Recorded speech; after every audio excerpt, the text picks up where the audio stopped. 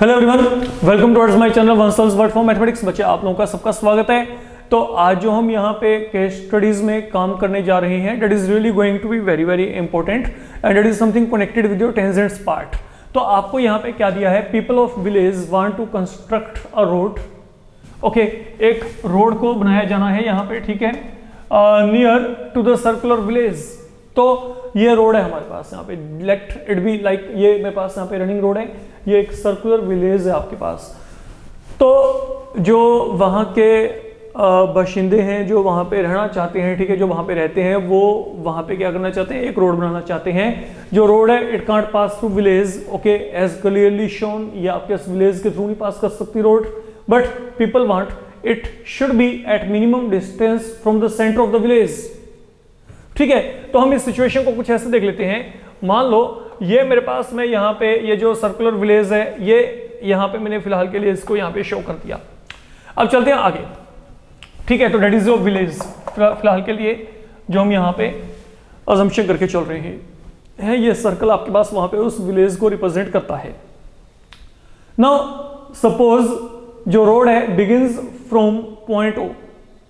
आपको जो बात बोली गई है वो यहाँ पे बोली गई है कि जो रोड है ना, रोड आपके पास सेंटर ऑफ विलेज से मिनिमम डिस्टेंस पे हो, रोड इसके बीच में से नहीं जा सकती। तो मतलब जो रोड होगी वो आपके पास इसको टच करेगी बिल्कुल इसके साथ, तभी ये जो आपके पास यहाँ पे डिस्टेंस होगा ये मिनिमम होगा।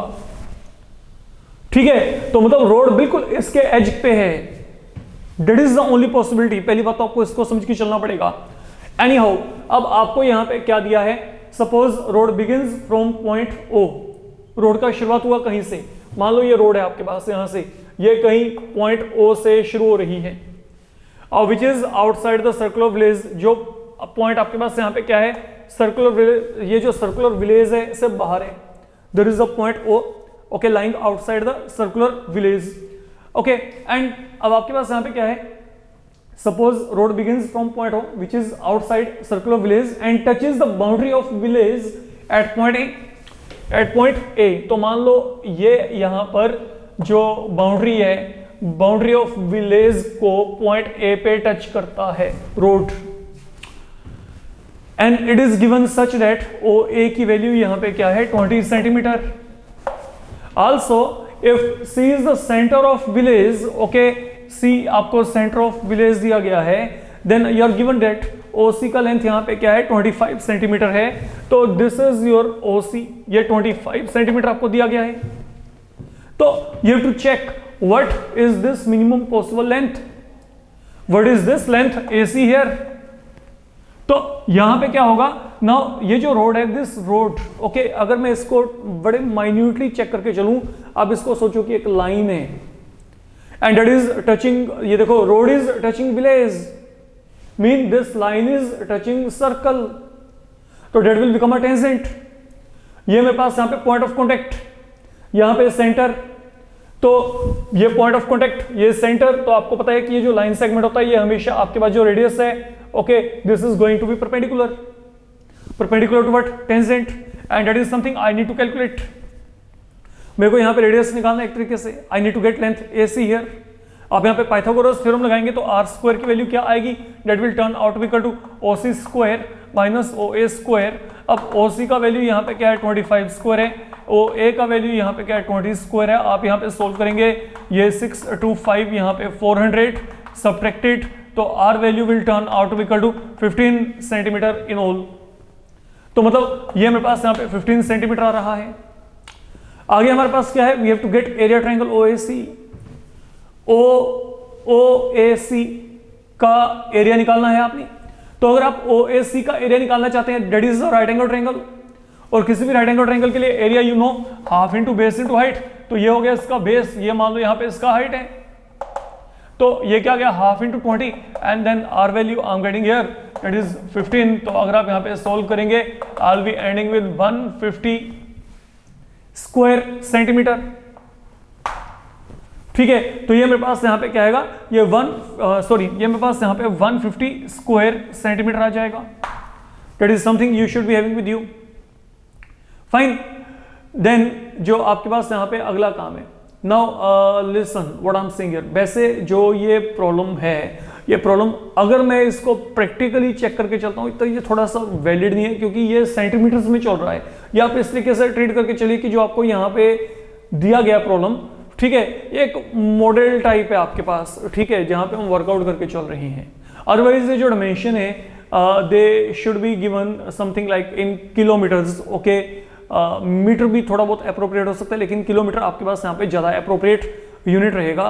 बट एनी हाउ, जिस तरीके से प्रॉब्लम यहाँ पे एग्जीक्यूट किया गया है, हम उस तरीके से यहाँ पे चल रहे हैं, इस बात को समझ के चलिएगा।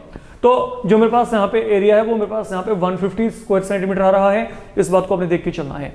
अब यहाँ पे क्या है, which method has been applied to calculate length AC। AC को कैलकुलेट करने के लिए आपने कौन कौन से मेथड को अप्लाई किया? Concept of tangent, Pythagoras theorem, both 1 and 2 and none of these. तो बोथ 1 and 2 क्यों? क्योंकि पहले तो ये राइट एंगल आपको वहां पे वेरीफाई करना पड़ेगा, and that right angle is only because of concept of tangent. It is very definition of tangent कि ये एंगल 90 डिग्री क्यों है।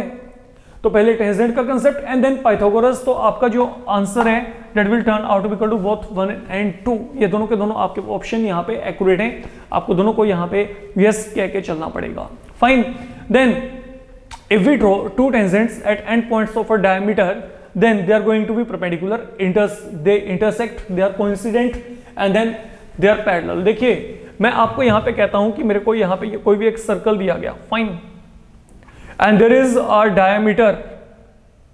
तो अगर मैं डायमीटर के एंड पॉइंट पे यहाँ पर टेंजेंट्स प्लॉट करता हूँ तो they are always going to be parallel to each other, and even that is direct result from your NCERT part. ये पैरेलल क्यों होते हैं? क्योंकि अगर ये सेंटर है, logically this angle is 90 degree as per definition, and then again this angle is 90 degree, and then both of these angle these are now alternate interior angle. और क्योंकि ये दोनों ऑल्टरनेट इंटीरियर एंगल्स हैं तो lines they will turn out to be parallel. तो always remember whenever you are having a diameter and then आपने उसके and point पे दो टेंजेंट्स प्लॉट किए हैं, they will be parallel only, nothing else, okay. और कोई रिलेशन वहां पे होना ही नहीं, तो आपका आंसर यहाँ पे पैरेलल आएगा। Then if a point is inside the circle, how many tangents can be drawn from that point?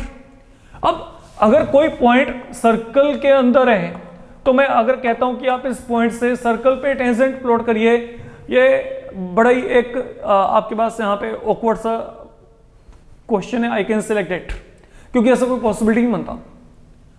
तो it does not make any sense कि you are going to generate a tangent from a point lying within the circle. Whenever you are plotting the tangent, the point is always lying outside the circle, and तभी आप वहां पे tangent plot कर पाते हैं। तो अगर मैं आपको यहाँ पे कहता हूँ कि अगर कोई पॉइंट आपके पास यहाँ पे सर्कल के अंदर है और कितने टेंजेंट्स वहां पे पॉसिबल हैं, तो I will say there is no tangent possible, zero tangent, I can't. तो that is how you can answer. तो बच्चे इस मॉड्यूल में फिलहाल के लिए हम इतना ही करके चल रहे हैं। आई होप कि आपको ये सब कुछ यहाँ पे क्लियर है। Please comment, like and then don't forget to subscribe the channel if you are new to a channel. तो अपकमिंग वीडियो में we will come across one more problem. Thank you.